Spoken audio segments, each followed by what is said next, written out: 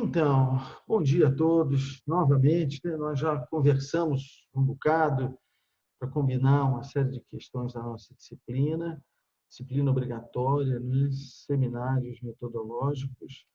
E eu quero, então, gravar esse pequeno material que, como eu disse anteriormente, tenta fazer assim, uma defesa da importância de se ter um bom projeto, de se organizar uma rota, né, de abordagem e, com ele, evitar o que me parece ser um perigo muito comum, que diz respeito aos diversos interesses, né, aos diversos aspectos interessantes que nós vamos encontrando ao longo da pesquisa e nós vamos precisar dizer não, precisar manter aquela rota e manter uma rota que nos leva a determinado ponto, que é o objetivo, né, que também foi eleito por quem está fazendo a pesquisa.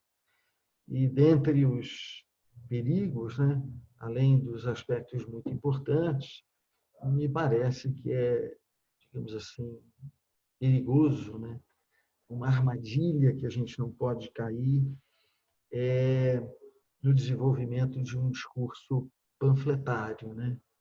Um discurso que não é baseado em argumentos que são relacionados à nossa área de abordagem, né? Mas discursos que acabam sendo meio que para agradar, né? Agradar uma audiência, agradar uma militância, agradar o orientador, agradar sem ter um fundamento, né? Então, eu quero conversar ou apresentar para vocês rapidamente, né, essas premissas que espero possam, digamos assim, ajudar, né, a concentrar o discurso numa abordagem que se possa denominar de científica, né? Então, esse primeiro momento, né, eu quero falar sobre esse método científico, e aí eu já, oh, meu Deus, já falei da dificuldade dessa transparência antiga ser cheia de transições, né? Aqui tem colegas, né, que estão trabalhando filosofia da linguagem, e é um tema que eu gosto muito também. Quando a gente pensa em método, seria interessante perceber a origem, o significado, né? Métodos é um caminho para se chegar ao objetivo, né? Há que existir uma correlação entre o objetivo, ou seja, o lugar onde eu quero chegar, o resultado que eu quero ter, o produto que eu quero produzir, não é? E o caminho para chegar até lá. Se eu não tiver um método, digamos, formal, intuitivamente eu tenho até uma chance de produzir uma trajetória adequada e um caminho que me leve aonde eu quero chegar.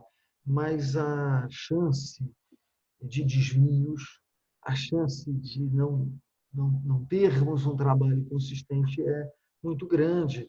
Então, é importante, muito importante, identificar o método, o caminho, né?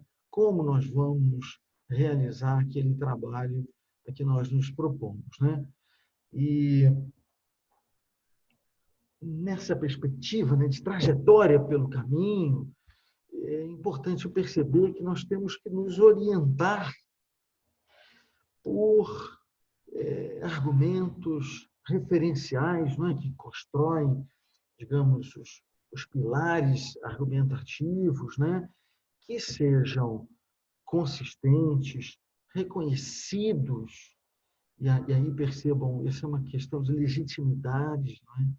Então, o meu argumento é legítimo porque ele é baseado em, digamos, dependendo de cada área, nós vamos ter, então, os referenciais, né? Se nós estamos falando de um trabalho dogmático, então, eu tenho os referenciais adequados, né? E um trabalho científico precisa ser muito, mas muito mais do que uma mera opinião. uma opinião tem seu valor, não estou dizendo que não tenha. Então, muitas vezes nós temos, digamos, textos, né, que são chamados de artigos, que aparecem em jornais de grande publicação, e são textos opinativos, né, orientados por uma lógica de que eu acho que assim seria melhor, e um trabalho científico precisaria ter uma consistência maior, ser baseada em conhecimento. E quando eu referenciei a conhecimento, eu quero com isso dizer que o referencial é partilhado. O conhecimento não é meu, o conhecimento não é de uma pessoa, né?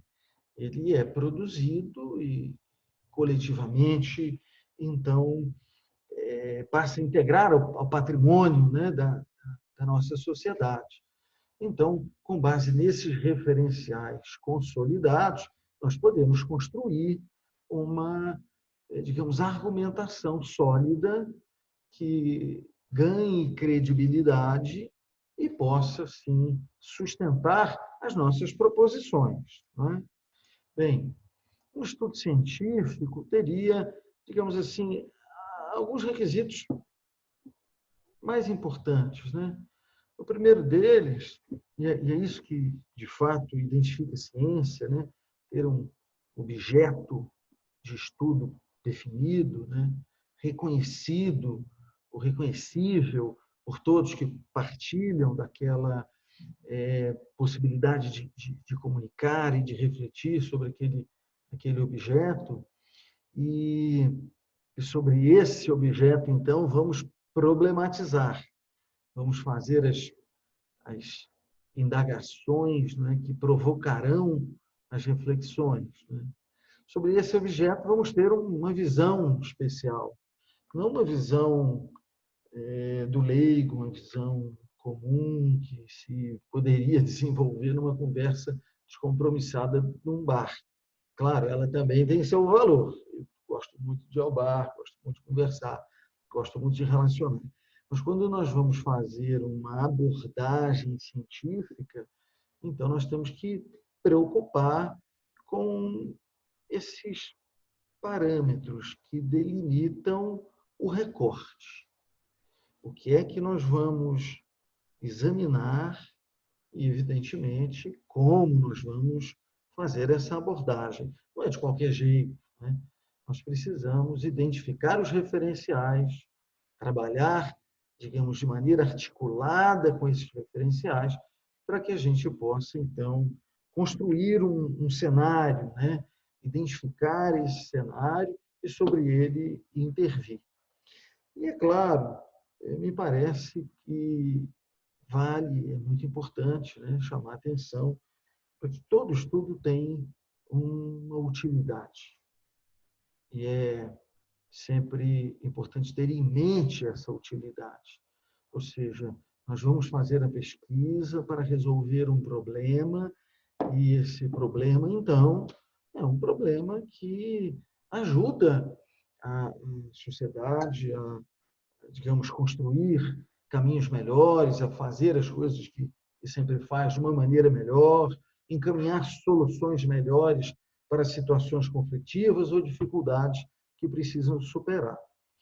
Quando nós temos um trabalho que é essencialmente teórico, ele ainda assim tem utilidade, tem muita utilidade, porque sempre é o referencial teórico que nos orienta, nos estabelece um caminho para resolver questões práticas.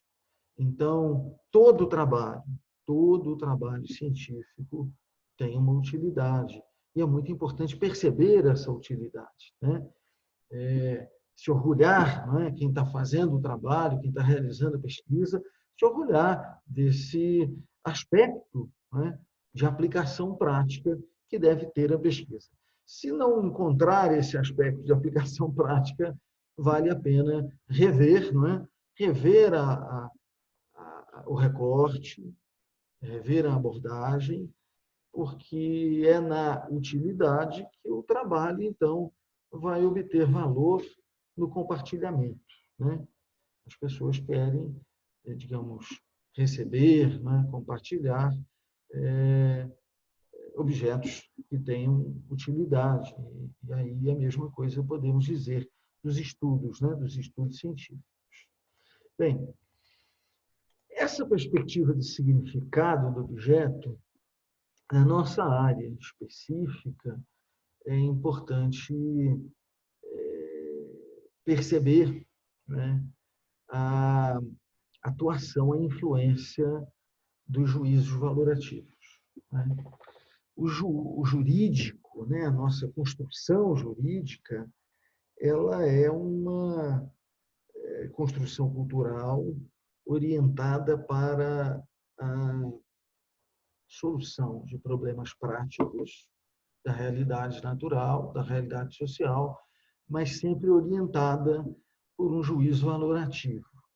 Um juízo que, simplificadamente, nós poderíamos dizer de adequação ou inadequação, e numa perspectiva já um pouco mais aprofundada, de melhor encaminhamento do que outros encaminhamentos também, digamos, orientados no mesmo sentido.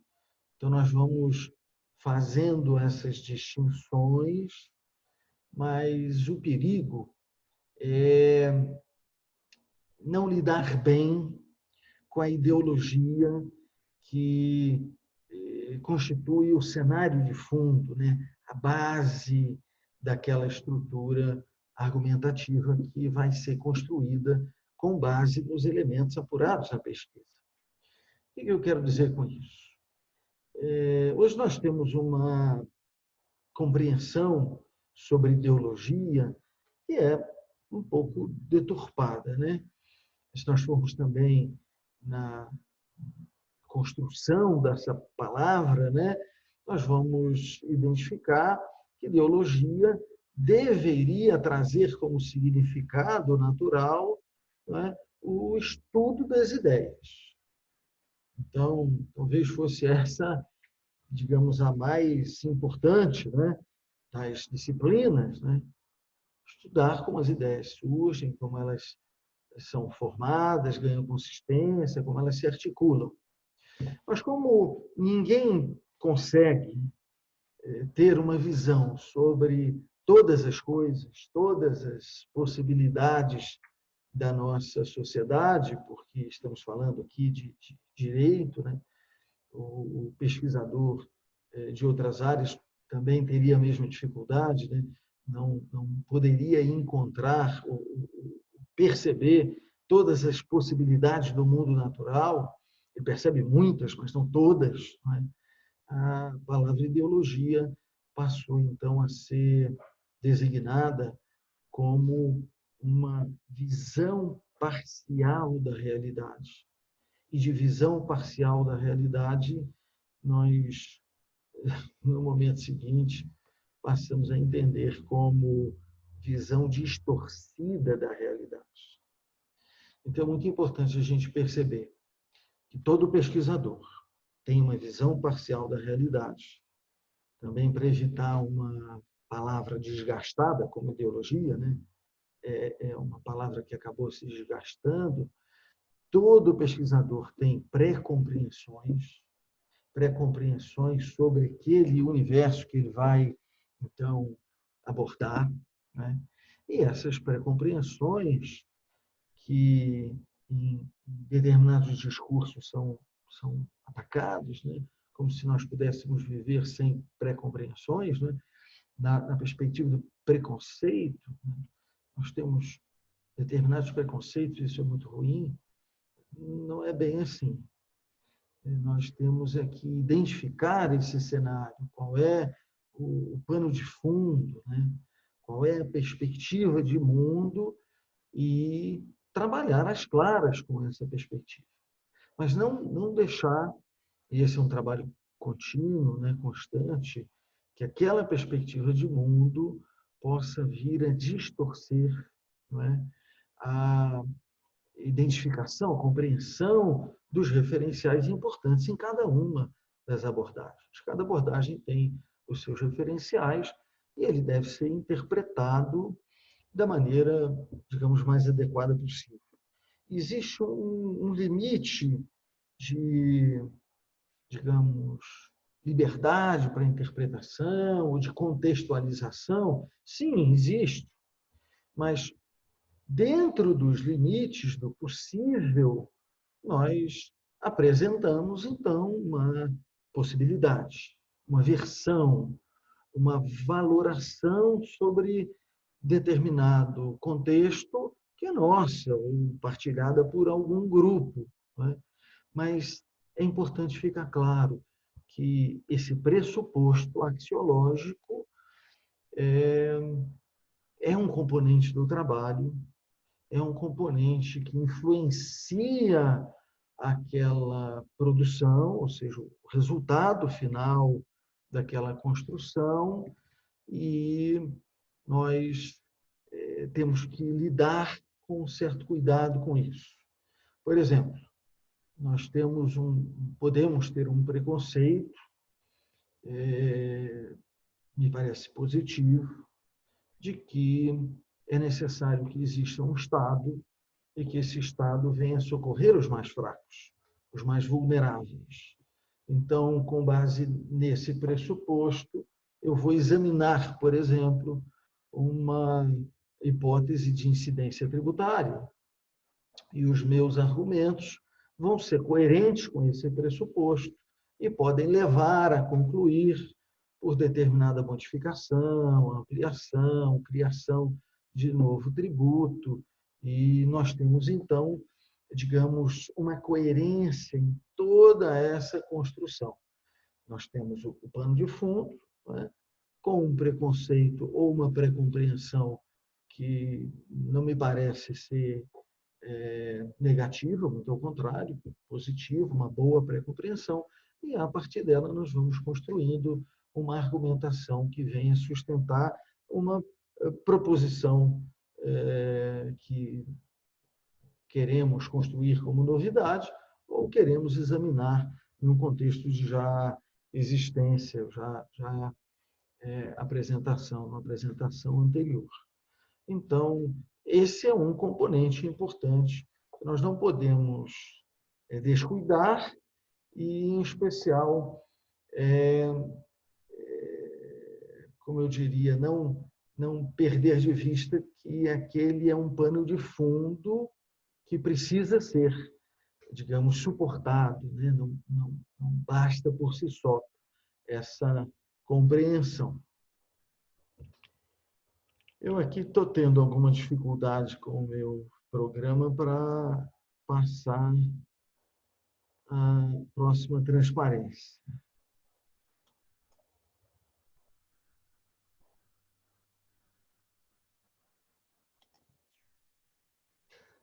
Agora eu vou. Muito bem. Então, vamos de novo. Agora vai dar certo. Bem, então, nós temos um problema antigo e que oh, meu Deus, me parece que foi muito bem enfrentado pelo Gadamer, né, um homem velho da filosofia, sobre método e verdade. Quando nós, eu digo a humanidade, né? Nós superamos a idade das trevas, onde a verdade era revelada e não poderia ser questionada, nós, num processo de valorização da racionalidade do ser humano, da inteligência do ser humano, nós criamos o método científico como um caminho seguro para encontrar a verdade.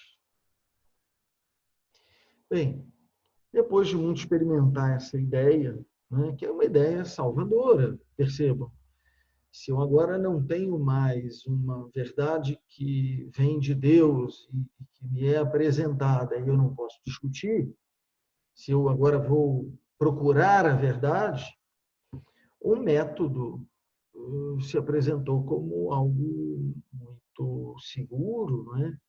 E que me conduziria ao resultado que eu estou esperando. Então, num primeiro momento, o método científico foi compreendido, né, como caminho para se chegar à verdade. Bem, hoje a gente já percebe que não é bem assim, principalmente nas construções do direito, nós percebemos que não existem verdades absolutas, não é? Para usar exemplos da minha área específica, né, do direito penal, matar alguém, que é o referencial do ser, não tem um dever ser obrigatório, o natural. Matar alguém pode estar relacionado a um dever ser, reprovação, condenação, aplicação de pena, mas pode também estar vinculado a um dever ser, reconhecimento por ato de bravura, exaltação e, sei lá, prêmio, medalha, promoção, e ao mesmo matar alguém. Então, nós já percebemos que nós não temos um resultado obrigatório nos encaminhamentos que damos, né? A verdade acaba sendo uma ideia que ajuda a convencer. Uma ideia muito forte, né? E nós incorporamos isso muito nos discursos. Em muitos parágrafos, nós começamos assim: a verdade, em verdade, a bem da verdade, e parece que aquilo traz uma autoridade que blinda, não é, aquela proposição de uma contestação, de uma reflexão, de uma possibilidade contrária. Não é? E quando nós percebemos que não existem verdades absolutas, né, nós abrimos uma porta para crítica, uma porta para possibilidades alternativas, né, e, claro, para o desenvolvimento da compreensão. Né? Se nós aceitarmos que as coisas podem ser diferentes, que nós podemos encontrar melhores argumentos que indiquem, não é, por alternativas, me parece que nós estamos avançando. Então, eu fiz essa pequena introdução para chegar a essa conclusão. Hoje percebemos que não existem verdades absolutas, mas aquela proposta anterior, que o método levava a uma verdade, era o caminho seguro para uma verdade, não está invalidada. Não podemos pensar que o método perdeu valor. O método é um planejamento de como nós vamos construir esse caminho de abordagem e de justificação das proposições. E podem ser proposições contestatórias. Não tem problema, não é? Elas vão precisar de método também. E uma proposição ou enunciado contestador, ele se vale, por exemplo, ordinariamente, não é, de um raciocínio dialético, em que nós vamos ter posições contrapostas, não é?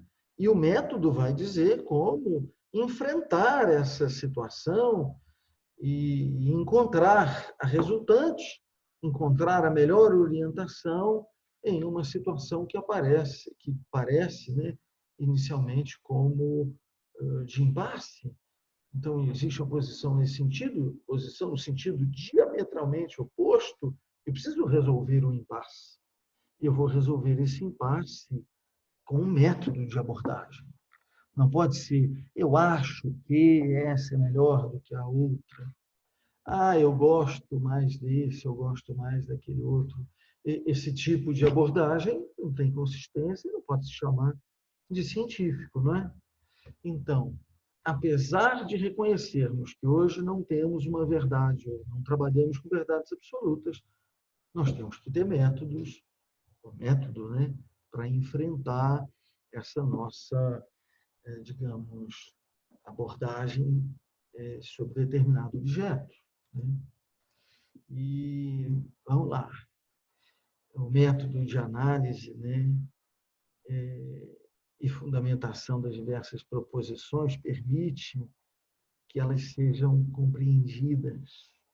Isso me parece que é o primeiro dos aspectos, não é, de importância. Na medida que eu sigo um método reconhecível, eu me comunico. E eu permito, claro, que haja um diálogo com um argumento contrário. Quando a gente... Eu conversei um pouquinho sobre isso, né, antes de gravar. Quando a gente padroniza métodos, ou digamos assim, critérios, né? Critérios de citação de obras de autores que são referências na nossa temática. A gente, então, tem lá a possibilidade de inserir no próprio texto, né, com aquela perspectiva do autor-data, ou então em nota de rodapé, e aí tem mais, digamos assim, aspectos, né? Então, faça sobrenome maiúsculo, nome minúsculo. Bem, essa padronização cumpre funções. A primeira delas é dar o caminho para a comprovação daquilo que nós estamos falando. Então, se eu disse a fonte, é sempre muito importante referenciar, né, as informações chaves da argumentação. Né? Então, está aqui. Quem quiser vai poder conferir, né, comprovar. Olha, aquele autor realmente disse isso mesmo. Né? O discurso ganha credibilidade e consistência quando ele permite a comprovação, quando ele indica as fontes que foram trabalhadas ali como referenciais. Claro, é uma postura de respeito com o outro. Né? Assim, olha, eu escrevi esse texto e eu estou lhe dizendo quais foram as minhas premissas, quais foram as minhas fontes. Você pode ir lá ver, comprovar, e agora você também dialoga comigo no mesmo sentido. Então, a forma que eu não pretendo abordar, né, essas questões aí de ponto e vírgula, negrito, itálico, etc., tem o seu valor também, na medida em que nos dão a segurança, né, a possibilidade de comprovação daquela afirmação, daquele referencial, e possibilitam um diálogo seguro entre aqueles que participam dessa rodada de comunicação ou de reflexão. Né? Bem, o que, sinceramente, me parece importante nesse primeiro momento, e já realmente encaminhando para o fim, é fazer uma distinção entre o discurso, e talvez a gente pudesse até usar uma outra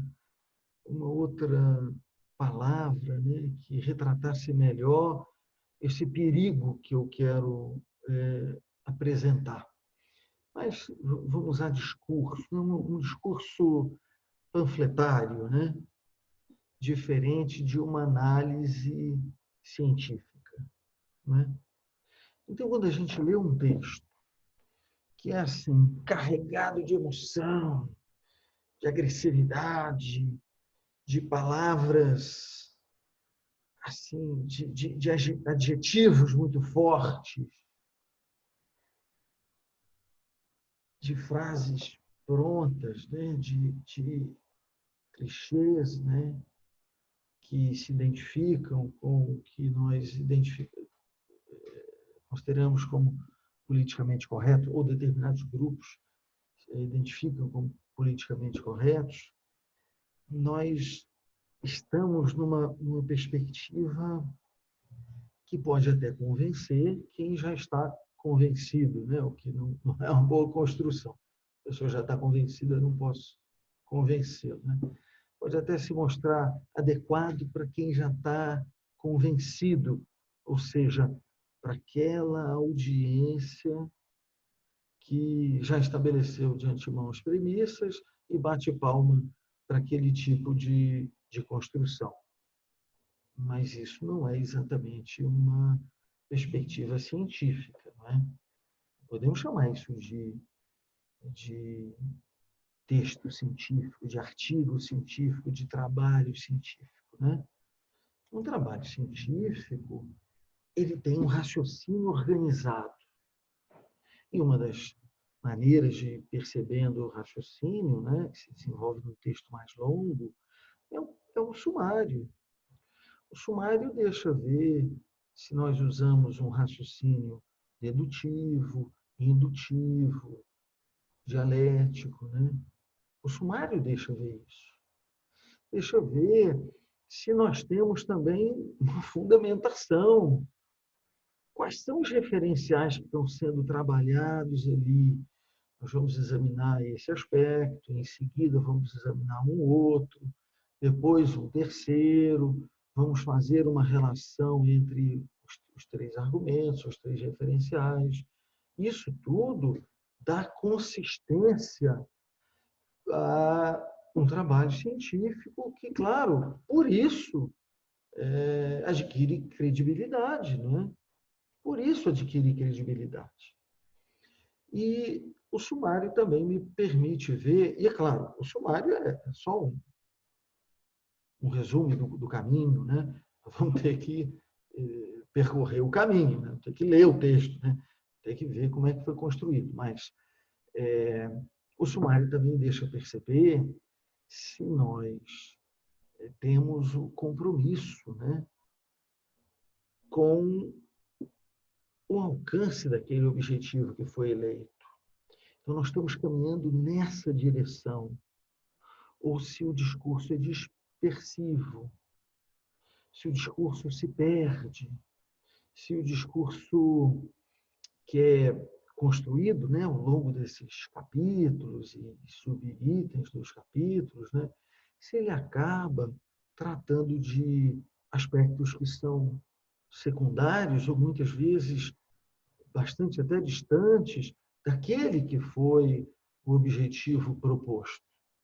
E a gente tem que ter esse cuidado, quer dizer, elaborar um sumário num projeto de pesquisa não é assim alinhar qualquer item, não é? Ou qualquer conjunto de itens, é traçar o caminho.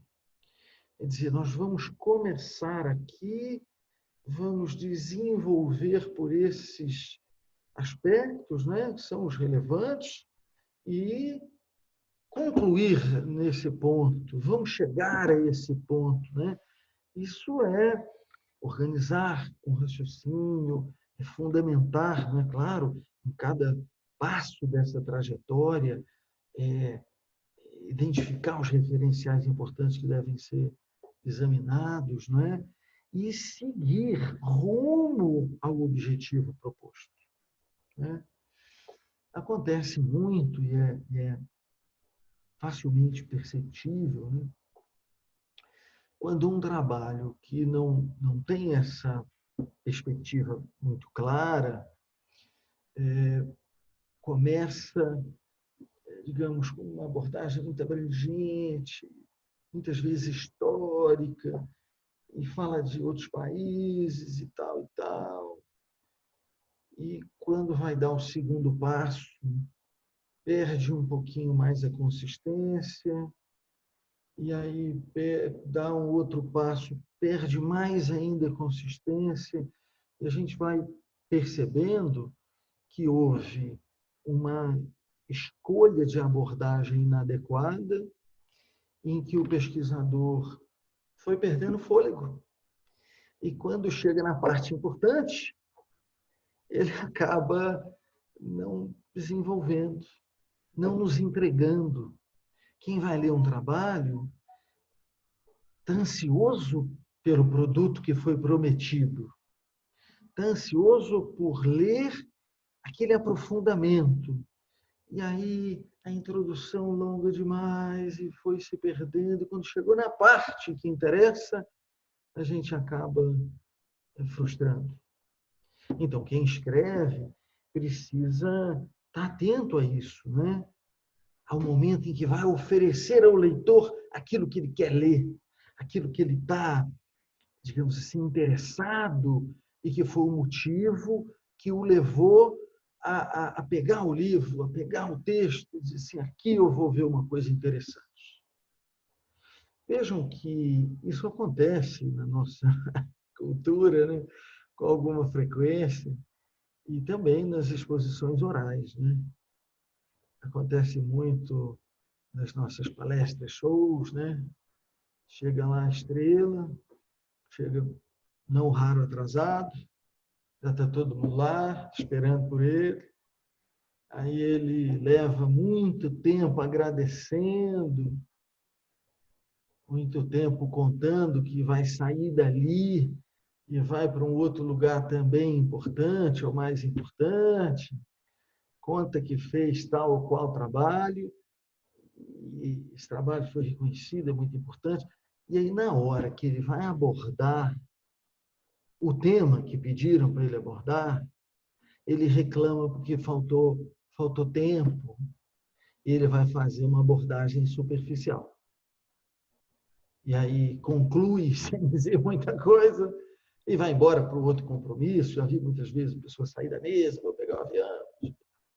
Então, percebam, organizar uma análise científica é pensar nisso tudo, né? É pensar assim, qual é o centro da minha atenção? É aqui que eu vou entregar mais raciocínio, mais informações, mais articulação para os referenciais. A introdução é só uma introdução. É isso que eu estou fazendo aqui nesse nosso primeiro encontro, né? Só um pouquinho de tempo, porque depois a gente precisa enfrentar questões que são mais importantes no nosso trabalho, de, por exemplo, escrever um projeto de pesquisa, não é? Agora, realmente, para finalizar essa pequena introdução, né, muito breve, pessoal, para escrever um trabalho que, como a gente estava conversando antes, né, vai nos demandar muitos meses, né, vai nos demandar, assim, começar, parar, se organizar de novo, retomar, continuar mais um pouco, avançar. Normalmente, ser obrigado a interromper, fazer outras coisas, depois voltar, não é? Nós precisamos, primeiro, ter vontade. E vontade que eu me refiro aqui não é só a vontade forte, que tem que ter também. Então, assim, eu vou enfrentar uma coisa que vai ser penosa, vai me demandar muitas horas, vai me demandar, assim, ausência com a família, ausência com as coisas que eu gosto de fazer. Eu tenho, então, que ter essa vontade de alcançar aquele objetivo. Mas eu estou me referindo também à vontade de se deliciar com aquele objeto da pesquisa, aquela situação prazerosa que eu digo assim, puxa, eu estou fazendo essas coisas, mas eu estou doido para chegar a tal hora, porque eu vou conseguir escrever um pouquinho da minha dissertação, porque é o tema que eu gosto, é o tema que eu, cada vez que pesquiso, fico mais feliz e satisfeito, e vou aplicar isso no meu trabalho, vou aplicar isso na minha vida. Eu estou conversando com as pessoas sobre esse tema e cada vez eu consigo enxergar mais coisas. Então, vontade nesse sentido, né? E aí, o primeiro aspecto, para ter essa vontade, é o da escolha, né? Escolham sempre temas que vocês gostem, não que o examinador, que o orientador gosta, não que o pai gosta, não que o namorado gosta. Se os temas que o seu chefe no trabalho gosta, esses temas ele tem aí até uma expectativa de vocês queiram, não são os seus mesmos, Se você vai agradar o chefe do trabalho, você vai desagradar a você mesmo. Então, vai faltar vontade.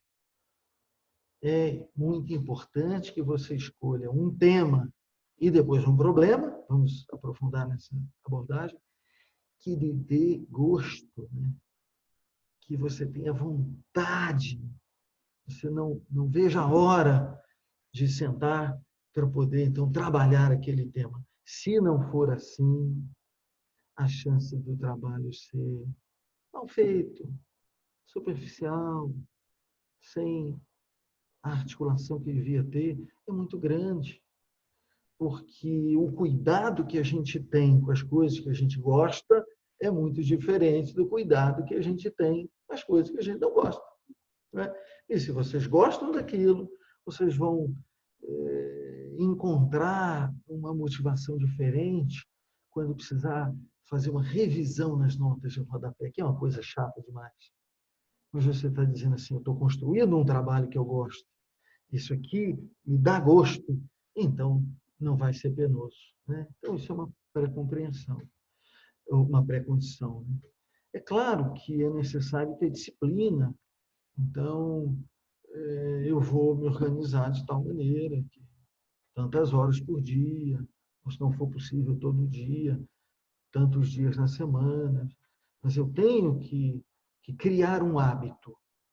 Não é? Criar o hábito de me dedicar àquele projeto.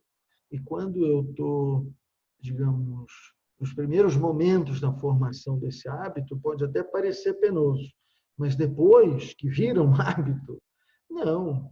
Você já incorporou aquilo na rotina e isso vai, então, possibilitar avolumar, né? Dar consistência a um trabalho que você está constantemente revendo, ajustando, como naquela comparação que eu fiz, né? Aquele pintor que toda hora vai lá e dá aquela pinceladinha para ficar mais bonita aquela obra que ele está desenvolvendo com gosto. Né?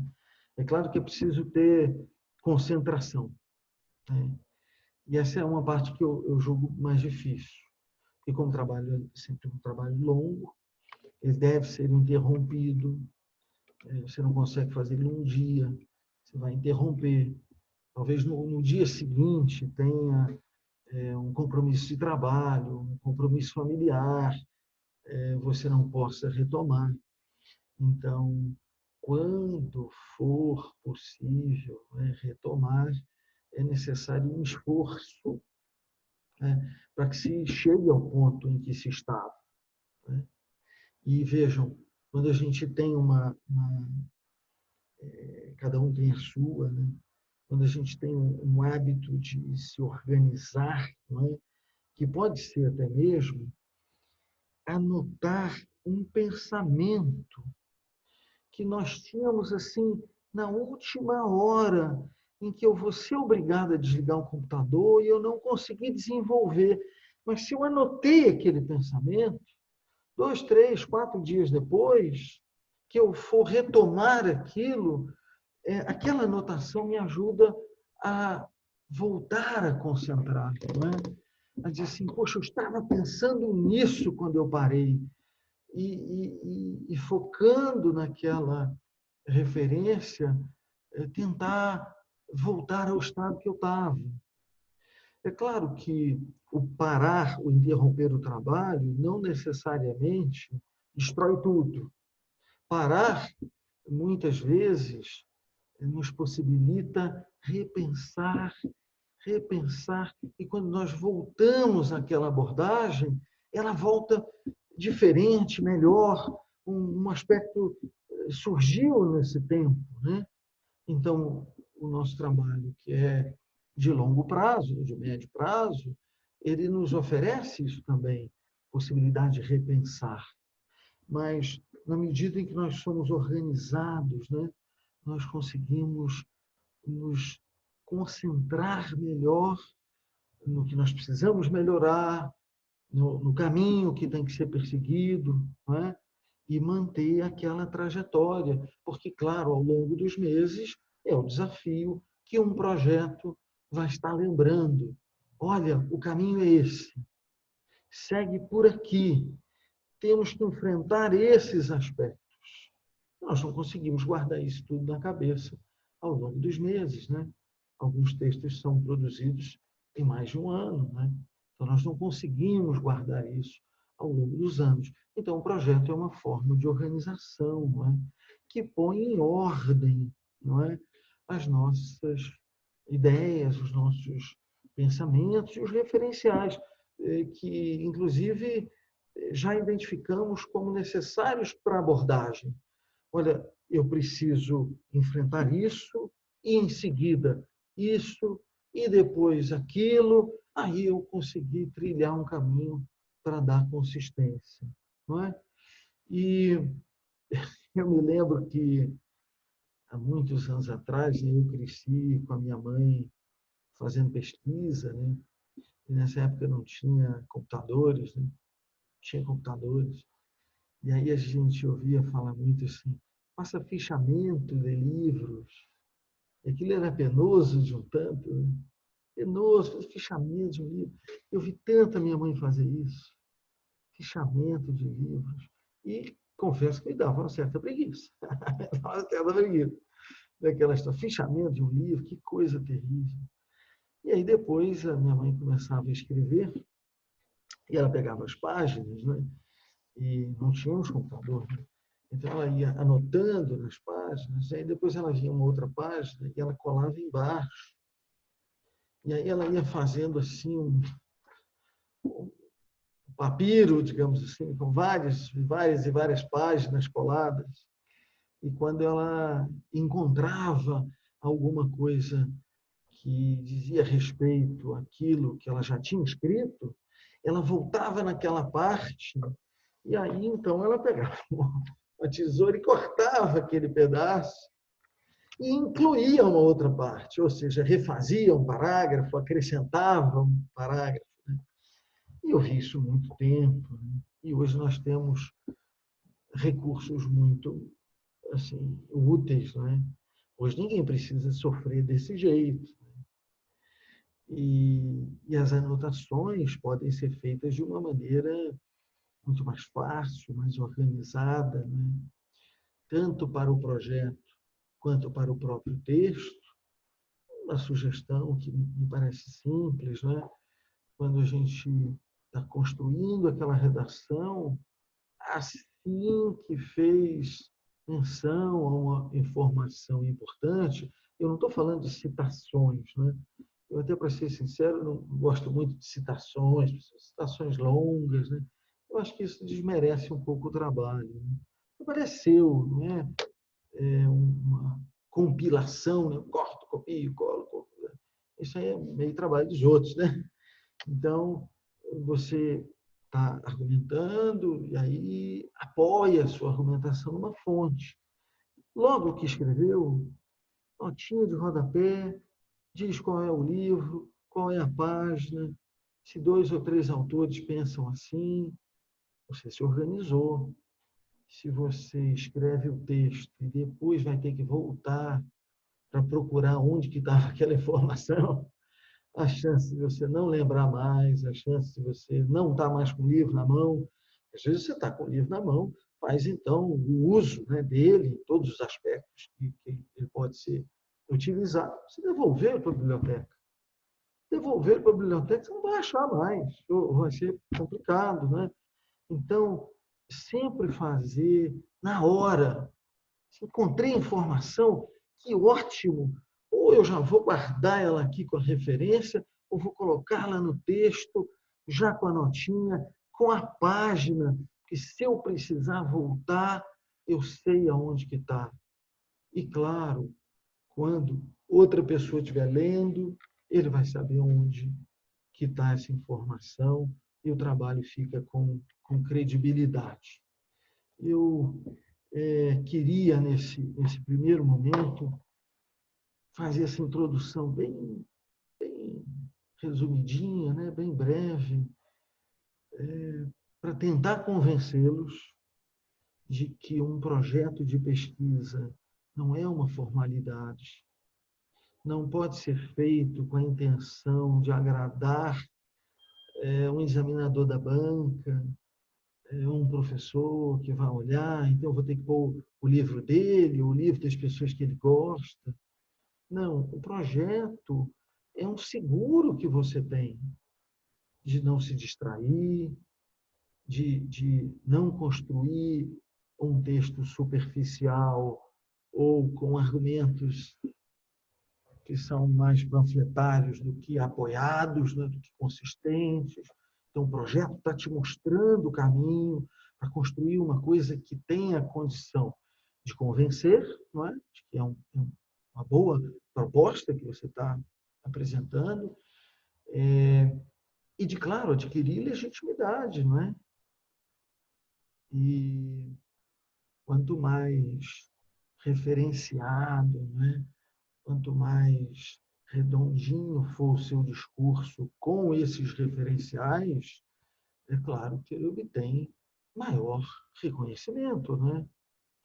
Um discurso emotivo, isso tem seu lugar também, eu não estou dizendo que não tem, tem seu lugar.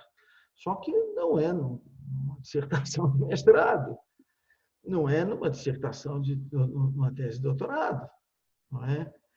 Eu lamentavelmente, tive a oportunidade de ver textos em que a pessoa quase que xingava o oponente. Mas um trabalho científico exige examinar os argumentos do oponente. É isso. Eu não posso simplesmente dizer que eles são inválidos, pura e simplesmente. Eu tenho que examinar cada um dos argumentos do oponente, para depois, o oponente até é uma expressão, né? Quem tem um ponto de vista contrário, não precisa ser inimigo de ninguém, eu acho, nem deve. Né? A pessoa tem um ponto de vista contrário, eu vou, então, examinar os argumentos dele. Não é argumento adjetivo, pejorativo. Isso não é argumento. Não é argumento desqualificar pessoalmente o autor do pensamento contrário. Isso não é argumento. O argumento é um raciocínio, né, que organiza discursivamente os referenciais importantes daquela questão. Claro, cada questão tem seus referenciais. Não é? Eu estou falando muito abstratamente. Né? Então, nós precisamos ter essa capacidade de construir bons argumentos, não é? Que possam, então, ser melhores, se for o caso, do que argumentos contrários. Né? Porque em alguns problemas, vejam isso como uma oportunidade. A questão ainda está no estado da arte. Então, vocês vão construir os argumentos importantes. Não é? A gente estava conversando antes, né? E, por exemplo, a Débora falou assim, porque nós não sabemos quais são os critérios. Parece que eles não existem. Parece que eles não existem. Então, nós vamos construir os argumentos. Né? Tem que ter uma perspectiva dialética. Né? Eu vou destruir o outro argumento. Não, eu vou fundamentar o meu argumento. Esse é um bom argumento por causa dos argumentos, dos referenciais que você se utiliza. Então, eu espero que vocês deem assim, muito valor a esse ensaio, né, esse roteiro que é o projeto. Que, claro, também pode ser revisto, não tem problema nenhum, mas segue sempre sendo um caminho que está ali do lado, né, que vai nos lembrar para onde que nós estamos caminhando. Em todos os textos que eu escrevi, desde o mais volumoso para o menos volumoso, antes eu pensei assim, o que eu vou abordar? Como que eu vou abordar? Qual é meu ponto de partida? Por onde eu vou passar e aonde eu vou chegar? É claro que se a gente está escrevendo um texto curtinho, né? Um texto menorzinho, com menos pretensão, ele pode ser uma coisinha que a gente rabisca no papel, né? Mas ainda assim é uma organização das ideias. É um projeto. ainda que seja um projetinho, é um projeto que me ajuda do mesmo jeito que um outro para um desafio maior. Então é isso. Eu vou interromper nossa gravação. A gente pode até se despedir com um pouquinho mais de calma em seguida. Muito obrigado para vocês. Espero que tenha sido uma introdução útil.